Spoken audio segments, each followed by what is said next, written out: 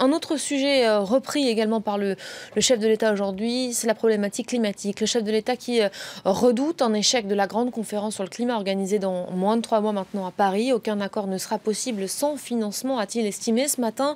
Eh bien, c'est justement pour éviter une impasse que François Hollande, que Paris réunit depuis hier les représentants de 57 pays, dont 37 ministres, pour des consultations, des échanges informels qui ont lieu notamment cet après-midi au Quai d'Orsay, où vous vous trouvez Karina Chabour. Bonjour Karina.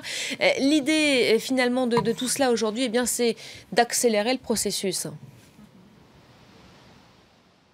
Oui, absolument, puisque vous l'avez dit, nous sommes à moins de 3 mois de cette COP21 qui réunira près de 200 pays, avec pour objectif de limiter à terme le réchauffement climatique à 2 degrés. Et aujourd'hui, force est de constater qu'on est encore très très loin du compte, tant les divergences sont fortes entre pays, notamment sur les questions financières ou encore sur la répartition des rôles entre pays riches et pays pauvres. Alors au cœur de ces discussions qui se tiennent depuis hier, il y a cette question très épineuse des transferts de compétences, ou comment financer le développement des pays pauvres de façon propre. On sait qu'il y a 6 ans, les pays riches s'étaient mis d'accord pour constituer un fonds de 100 milliards de dollars tous les ans, et ce, opérationnel dès 2020. Or, ces promesses n'ont pas été formalisées.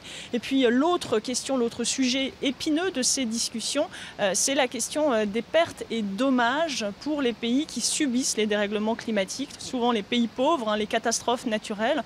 Or, on le sait que la France, mais surtout les États-Unis, sont opposés à la mise en place d'un mécanisme financé par une taxe sur l'extraction des ressources de l'énergie fossile.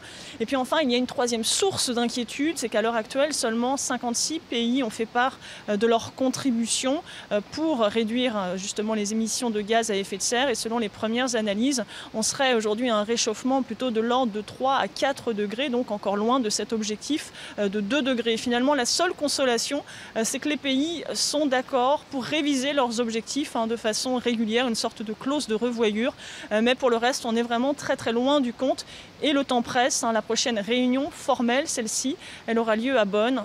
Quant à la COP21, ce sera le 30 novembre au Bourget, en région parisienne.